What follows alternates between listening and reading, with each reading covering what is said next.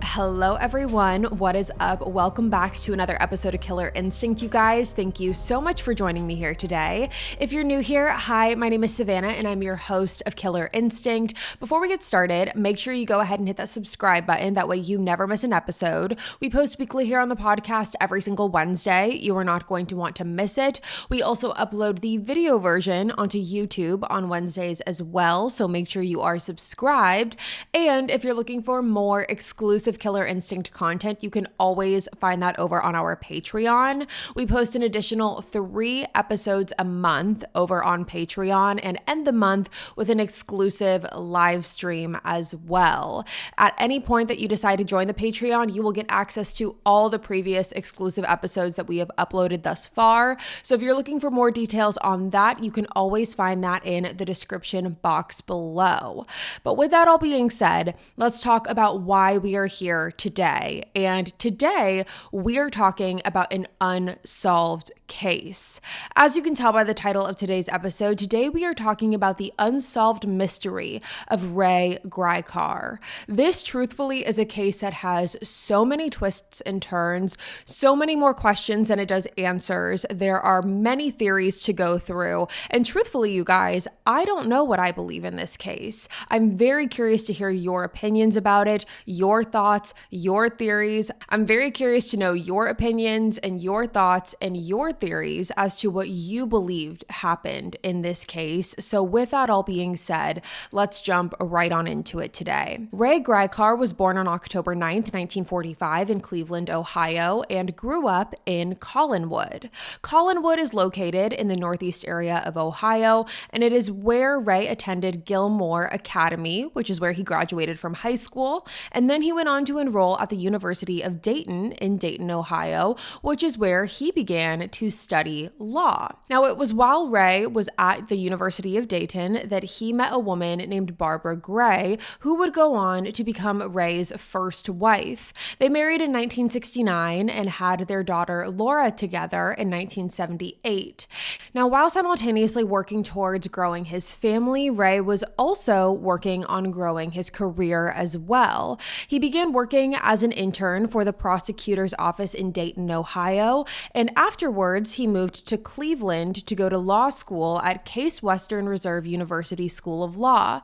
It was there that Ray obtained his law degree and went on to take a job as a prosecutor in Cuyahoga County, specifically specializing in cases that related to rape or murder. Then, by 1980, Ray and his family moved to Center County, Pennsylvania. They moved specifically close to Penn State University for the purpose that Barbara had landed a job at the college, and Ray became a stay-at-home dad to their daughter, who was 2 years old at that time. However, that changed when Ray accepted a job as an assistant to the DA in Center County, and that was a man named David Grine. Now, David had offered Ray the position as his assistant, and he accepted it. And this is what led to Ray ultimately running to become the DA himself when that position opened and when David stepped down. Ray ran for the position, and he won this election by 600 votes. He was then reelected in 1989, 1993, 1997, and in 2001. Colleagues of Ray described Ray as very methodical. He was very serious. He was very sharp pertaining to his career. He was always prepared to ask the next question. He always knew what his strategy was going to be. He never left any stone unturned. He knew every angle that he was going to play, and he didn't care who he was prosecuting, but what he did care about was justice. Now, as far as Ray's personal life goes, Ray and Barbara did divorce in 1991. He married again in 1996. However, that relationship did not work out, and those two divorced in 2001. By 2002, Ray had a new girlfriend, a woman named Patty Fornicola, and she worked at the Center County DA's office as well. That is how the two of them met. Ray was really happy in his relationship with Patty. The two of them had both felt like they finally found their soulmates in life. They felt like they were very compatible with each other, and they were really excited for what the future was going to hold for the two of them. The two ended up living together for several years leading up to Ray's disappearance in 2005. So let's talk about Ray's disappearance. Ray disappeared on April 15th of 2005, and at this point in his life, things were going very well for him. Ray was 59 years old, he was in great health, things were checking out for him financially, and he was actually 8 months away from retiring. He was planning on doing so in December of 2005, so a few months before his 60th birthday. And this was a new chapter of his life that he was incredibly excited about, and he was also excited to enter into this chapter with Patty by his side. Him and Patty had plans of taking a cross-country road trip after his retirement, starting from Pennsylvania and ending in the West Coast, because that is where Ray's daughter Lara was living in Washington at the time. However, unfortunately, that never happened. On April 15th of 2005, Ray woke up that morning and told Patty that he wasn't going to go into the office that day and that he was going to take the day off. Now, this wasn't necessarily unusual. Because his retirement was coming up, Ray had been going into the office less and less. He had been working less and less. He was feeling a little bit more relaxed with everything. But Patty, on the other hand, she did have to go into the office that day, so she did just that. She said her goodbyes to Ray and left Ray at home when she went to the DA's office. Now, according to Patty, Ray called her that day at approximately 11:30 in the morning and told her that he had taken a drive through the country roads, which is something that he did quite often. Ray loved to go on long drives. He had a red Mini Cooper that he loved to just drive fast on the country roads in the rural areas. So this was nothing out of the ordinary for Ray. Everything really seemed fine. The two had a good conversation. They said, "I love you, I'll see you later," and hung up the phone. It wasn't until Patty got home from work later on that afternoon and realized that Ray was not there. Now, at first, she didn't think too much of it, and so she continued on with her nightly routine. She went to the gym, she came home. However, when Ray still was not there this time, this is when the concern began to escalate. She began calling his phone, however, she was not getting an answer, and this continued over the course of 3 hours. She was consistently calling him, trying to get in touch with him, but after 3 hours of not getting an answer, she finally decided to call 911 and report Ray as a missing person. Now, given the fact that Ray was the DA in Center County, he was well known through law enforcement and through the community, and the police knew how unlike Ray it was to veer off his routine and just to up and disappear and to not tell anyone. So because of this, the Bellefonte Police Department acted fast and raced over to Patty and Ray's home. Police were immediately concerned that foul play could have been involved in Ray's disappearance because they really had no other answers at that point. Ray's car was not at the house, and there was no sign that Ray had ever returned. Everything of his was missing. His cell phone was gone. His wallet was gone. Ray had been a DA all of his life, prosecuting people and putting them in jail. We have talked many times in these episodes that we cover about the victims that we talk about, and we talk about them in a way where no one would ever want to hurt them. No one would ever want something bad to happen to them. No one could ever imagine hurting them. But for police, Ray did not fit the bill for that. Like I mentioned earlier, Ray had been a DA his entire life. He had been prosecuting people, putting people in jail. So this was not the case of who would ever want to hurt Ray, because police knew that there were plenty of people out there, people that he prosecuted, that might have wanted to do just that. But there were also other theories that police had to consider. Police ordered an aerial search of the roads that Ray typically drove to try and find his car. Like I said, it was a bright red Mini Cooper, so this was something that would have easily been able to be spotted. However, it was not located initially. Now, one of the first things that investigators did is they tried to retrace Ray's steps leading up to his disappearance. They saw that the day prior to his disappearance, April 14th, he was seen going into work as normal. everything seemed fine, very routine, so that left them nowhere. They knew through speaking to Patty that after work on April 14th, Ray had gotten home. He then spent the night with Patty, woke up, and told Patty that he wasn't going to go into work the next day. So everything seemed normal up until his disappearance. Then it was on April 16th, the day after Ray went missing, that police were finally able to locate Ray's car. Ray's red Mini Cooper was found in a parking lot in the nearby town of Lewisburg. Now, Lewisburg is about 60 miles away from where Ray and Patty lived, and the car was found in the parking lot of one of the antique shops in the area. It was called the Street of Shops. It was a big shopping center with many little shops inside of it, and when police discovered Ray's car, they found that it was locked. However, when they looked inside of the car, they did discover Ray's cell phone in the center console. Now, police were able to get the car open, and when they did, something jumped out at them very, very quickly, and that was the smell of tobacco. Believe it or not, you guys, planning meals really can be simple and stress-free, and it should be. Imagine having a week of your meals already decided for you with personalized options that fit your lifestyle, and that's what makes Hungryroot such a game changer. Hungryroot takes the stress out of mealtime by planning a full week of meals tailored to your tastes, and it gets smarter with every order. With over 15,000 recipes to choose from each week, it's easy to find options that fit your whole family's taste and nutrition goals. Whether you're gluten-free, dairy-free, high-protein, focused on your gut health, or just about anything else you can think of, Hungryroot helps you stay on track. After a quick quiz, their Smart Cart technology builds a weekly menu that fits your needs. It's like having a personal meal planner who just gets it. Whether you have kids going back to school, or if you're like me and in the midst of planning a wedding and don't have time to figure out what meals we're doing every week, Hungryroot's quick recipes are a lifesaver. Take advantage of this exclusive offer. For a limited time, get 40% off your first box plus a free item in every box for life. Go to hungryroot.com/killer and use code KILLER. That's hungryroot.com/killer, code KILLER, to get 40% off your first box and a free item of your choice for life. hungryroot.com/killer, code KILLER. The smell of tobacco was very, very strong inside of Ray's car, and the reason that this stood out to authorities was because Ray was not a smoker. He was someone who was in very great health. He never was a smoker, and more than that, he would never let someone smoke in his car. He was very clean, very organized. He wouldn't have let someone in his car to smoke. So the fact that the smell was so strong was concerning to authorities. Then, when police looked in the passenger seat of the car, they did discover a small piece of ash from a cigarette.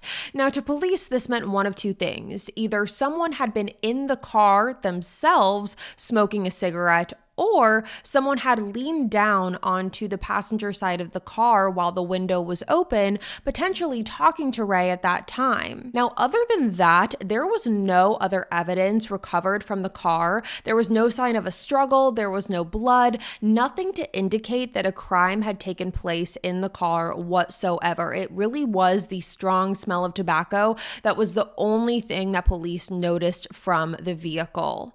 Now, because the car was in Lewisburg, police did start trying to speak to some of the people throughout the town of Lewisburg to ask if they had seen Ray. And to their surprise, multiple people had claimed that they saw Ray. However, after further looking into these sightings, police realized that all of these claims were coming from people who claimed that they had seen a red Mini Cooper driving. So they weren't saying that they had seen Ray himself, but they were saying that they had seen Ray's car driving throughout town. But to add on to that, there was another man who was driving a red Mini Cooper throughout Lewisburg that day. Police were able to figure that part out. And through investigating, the police discovered that all of those sightings that had been made were of the other car. They were able to look at that through license plates and confirm that. So none of the other sightings were actually of Ray. So that ended up being a dead end as well. Now, when looking into Ray's case, like I mentioned previously, there's a lot of questions and there's a lot of theories. But when you narrow it down, there really only are three major theories to go off of in this case. The first theory is that Ray ended his own life. The second theory here is that Ray ran off to start a new life elsewhere. And then there's a third theory in this case, and that theory is that there's foul play involved and that Ray was murdered. So let's go through each of these theories. Let's start with the first one, which is that Ray ended his own life.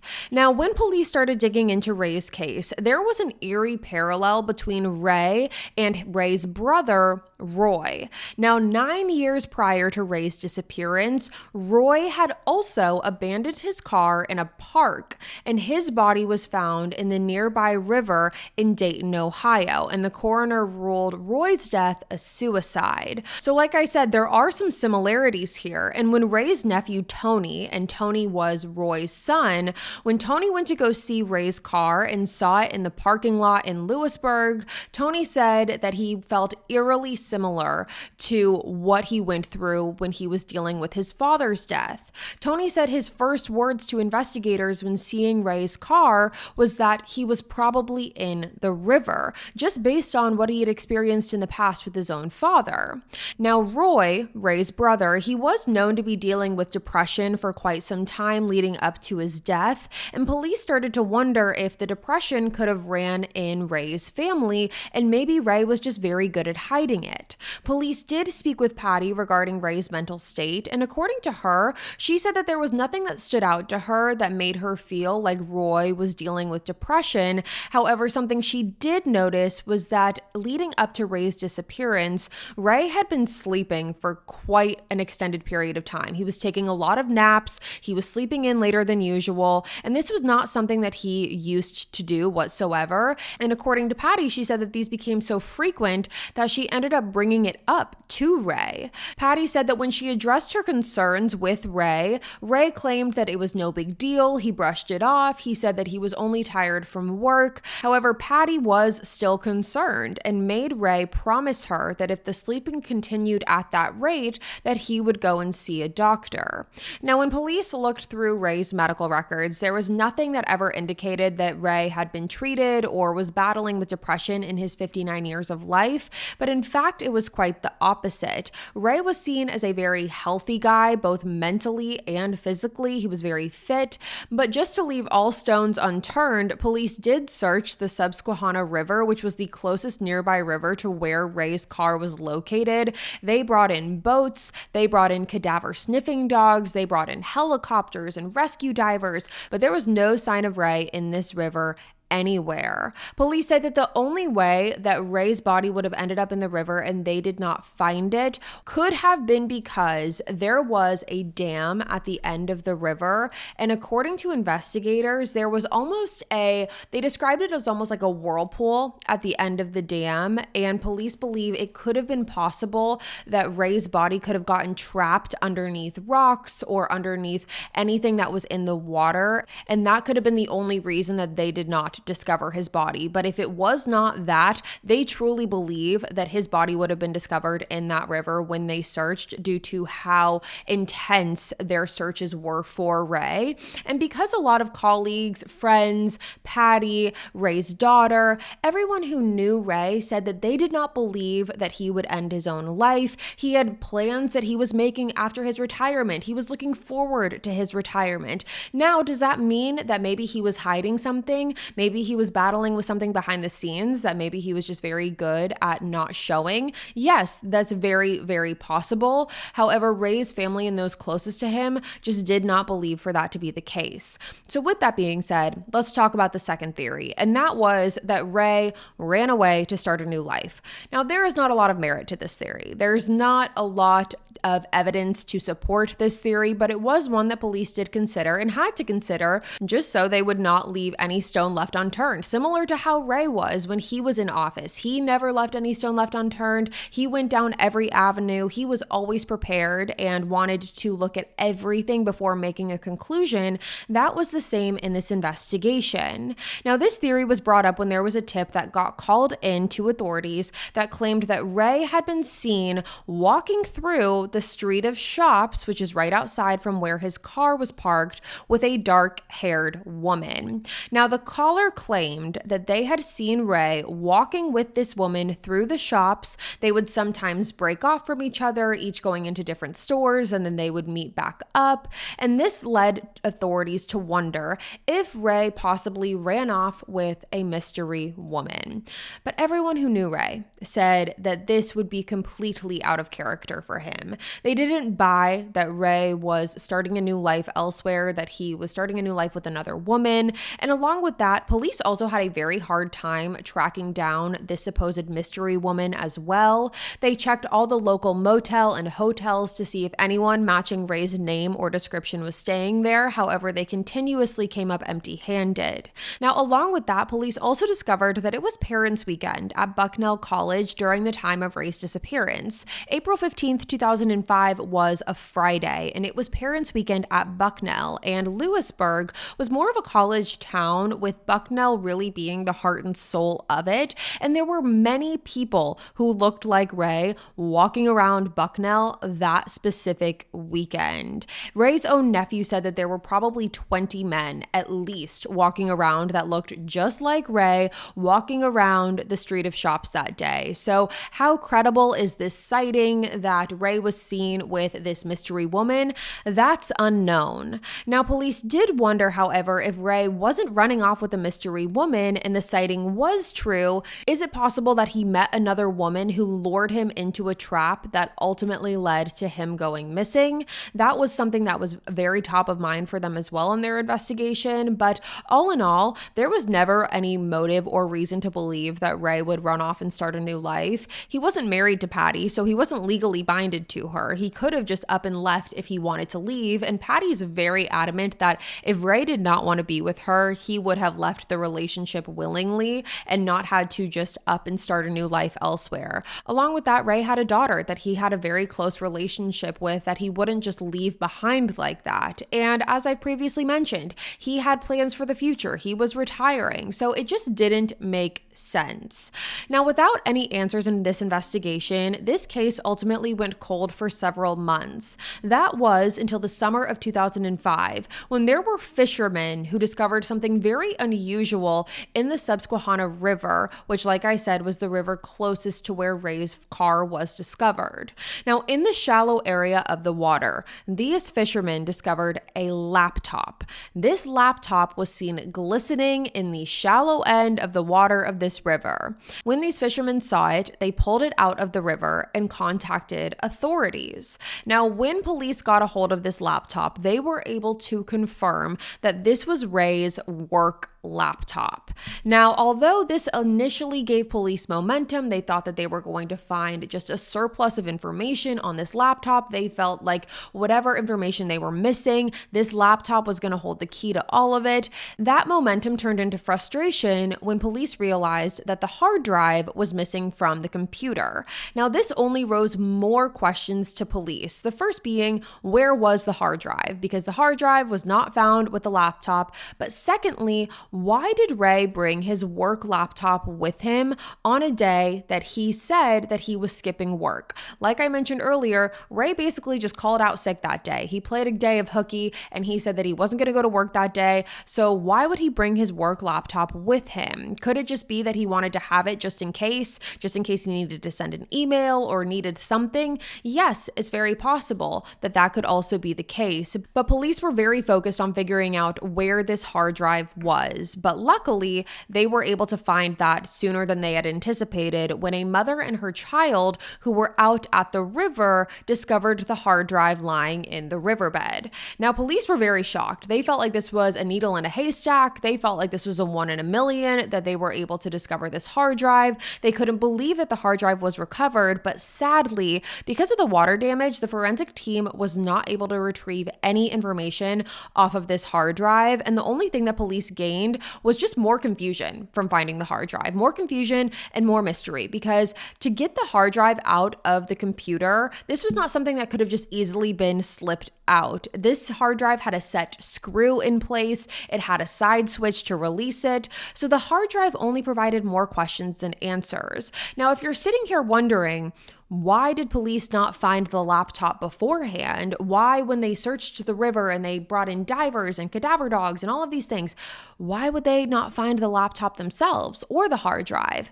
I don't have an answer to that question. It's one that I also thought of. Why did police not find this laptop prior if they did such an extensive search? Is it because Ray's laptop was thrown into the river after they did the search? I really don't know. There's not a lot of answers to that question in particular, but I wanted to note it just in case you're thinking that, because I also had the same thought.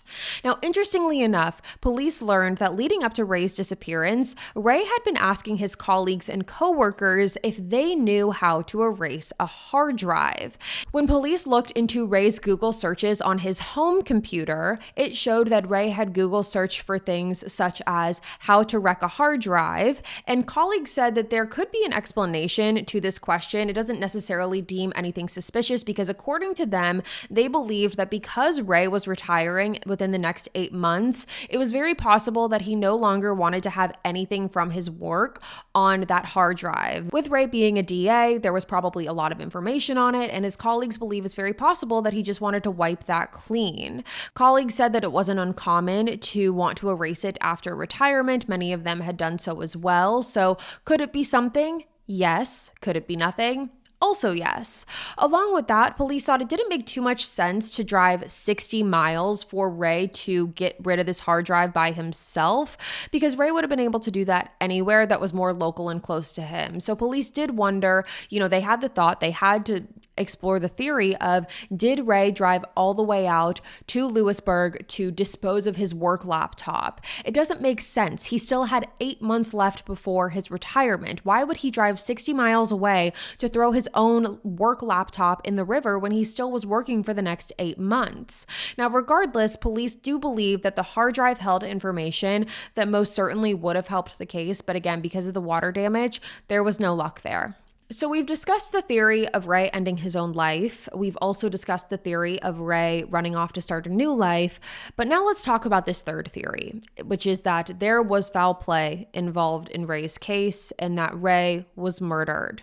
Now, even though this theory did look very plausible to authorities, considering everything else was leading them to a dead end, police had no suspects. They had nothing to go off of. There was no surveillance footage. There was no witnesses that said that they saw Ray being followed or an altercation or a fight. It really did seem like Ray disappeared into thin air.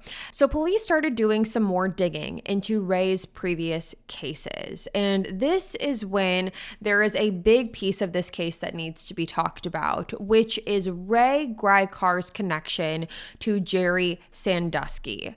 Now, there are some people who believe that this, without a shadow of a doubt, is a very big piece to this puzzle in Ray's case. There are other people that say that this is purely coincidental and has nothing to do with Ray's case. Either way, we're going to talk about it. Now, if you're unaware, Jerry Sandusky was an assistant football coach at Penn State who was convicted of 45 counts of horrific sexual abuse of minors. Now, how this connects to Ray, you might be asking, was because Ray had actually made the decision to decline prosecuting Jerry Sandusky. Ray was the first prosecutor to investigate an allegation of alleged child abuse against Jerry Sandusky in 1998. So he is the first one that investigated an allegation against Jerry Sandusky. But again, he chose not to prosecute at that time. In 1998, a Pennsylvanian mother contacted authorities to tell them that her 11-year-old son had been abused and assaulted by Jerry Sandusky. Now, Ray was the local DA at the time, and none of Ray's colleagues actually knew knew that Ray was involved with this or was told this information until after his disappearance. So he never spoke about it with anyone. None of them knew at that time. But what we do know now is that Ray did set up a sting operation where this boy's mother met with Jerry Sandusky. She confronted him about the allegations. And during this confrontation in 1998, Sandusky does tell this mother, "I was wrong. I wish I could get forgiveness. I wish I were dead." Now, even though this sounds like a confession, it was not enough for an arrest at the time. And Ray's colleagues have defended Ray's decision to not prosecute by saying that hindsight is 2020. And obviously, knowing what we know now about Jerry Sandusky after his conviction, which was in 2012, Ray's colleagues believe that that information was not known to Ray at that time. Had Ray had that surplus of information, he would have been able to prosecute, but he didn't have it at the time, or he felt like the case wasn't strong enough at the time. Maybe he didn't want the 11-year-old boy to have to testify against Jerry Sandusky, who at that time was really a Pennsylvanian hero. But whatever the case was, Ray decided not to prosecute. Now, after Ray's disappearance, there was a question of, is there a connection between Ray's disappearance and his decision to not prosecute Jerry Sandusky in 1998? But Ray's connection to Jerry Sandusky also leads people to question many other theories regarding Ray's disappearance. The first being, did Ray feel guilt for not prosecuting Jerry Sandusky and end his own life because of it? That is something that people have asked. This does seem unlikely considering Jerry Sandusky wasn't arrested until 2011, so this was years after Ray went missing. So even though he knew about the first allegation in 1998, there's others who believe that 2005, it's 7 years later and it's about 6 years before Jerry Sandusky was even arrested. So does it make sense for him to end his own life over that? Not necessarily. Now, others also think that maybe Ray knew too much. If someone who is connected to Jerry Sandusky allegedly wanted to keep Ray quiet, so they took matters into their own hands. That is also a theory that's been thrown around. But again, it seems a little unlikely considering Ray had announced that he would be retiring a year prior to his disappearance, and he was announcing that he was not going to be running for DA again. And people who believe that Jerry Sandusky's connection has nothing to do with Ray's disappearance have also argued this by saying that why would anyone on Jerry Sandusky's team want to silence Ray, considering he never prosecuted Jerry Sandusky to begin with? So that's also been talked about. So there are a lot of holes within this Jerry Sandusky connection, and most of Ray's colleagues who again work in the legal system do not believe that there is a connection with this specific case. Now, when looking into the murder theory, we also have to think that maybe this was a random kill. Maybe someone followed Ray and tracked him down, but again, that wouldn't explain the laptop and the hard drive being removed. And you would think that someone would have seen or heard some sort of struggle. It seems like this river is one that gets, a good amount of traction. A lot of people seem to go there. You have people who are there, the mother and the child, when they found the hard drive, they were just sitting there having a nice afternoon. The fishermen who were there. If Ray was murdered and there was a struggle near this river, you would think that someone would have heard or seen something. Now, considering that police really do believe that Ray's murder is connected to this laptop being thrown in the river and the hard drive, it does seem like that's not a coincidence. Ray's cell phone was found in the car. Why wouldn't they take Ray's cell phone? It was specifically Ray's laptop, his work laptop, that was disposed of. What was being held on that work laptop? And this raises two questions. It raises the question of, did Ray ultimately end his own life? Maybe there was something on that computer that he did not want people to see. He was clearly asking people how to erase a hard drive beforehand. Maybe he knew he was going to have to give the computer back after he retired, and he was worried about what contents were on it, and he wanted to get rid of it, and he felt guilt or whatever it was, and it was overbearing, and he decided to end his own life, and that is why the laptop was in the river. Because again, it was specifically the laptop, not the cell phone, just the laptop. The other question is that if there was someone who is not related to Jerry Sandusky, if we look outside of that, anyone else that would have want to hurt or harm Ray, anyone else, was someone threatening him? Was someone sending him threatening emails? Was that why he wanted to wipe his computer clean? scene. If someone had tracked and traced and found Ray, maybe they harmed him, knew of the contents that were on the laptop that would tie it back to them, and that's why they disposed of the laptop in the river. So that is also a theory as well.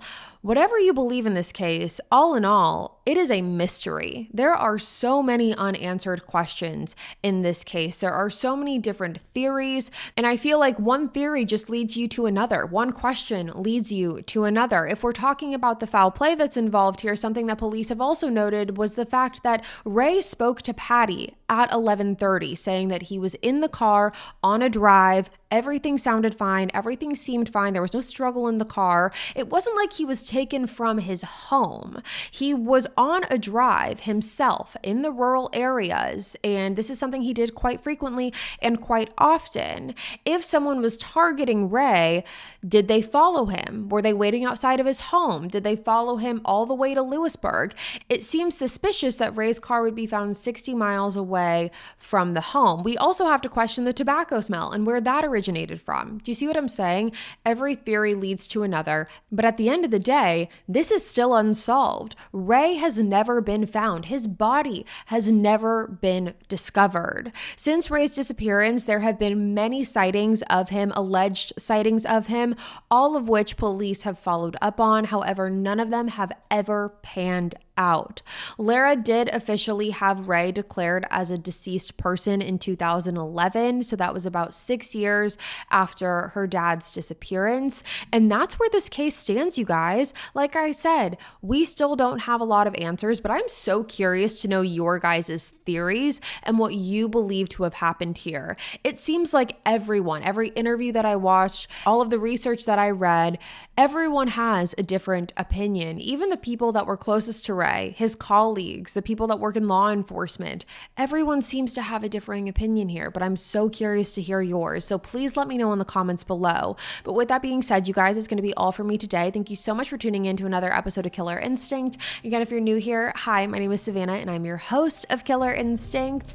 Before you leave, make sure you go ahead and hit that subscribe button. That way you never miss an episode. We post weekly here on the podcast every single Wednesday. You're not going to want to miss it. Like I mentioned earlier, make sure you click the link in the description box below to check out our Patreon as well. I will be back next week with a brand new one for you guys. And until then, stay safe. Bye, guys.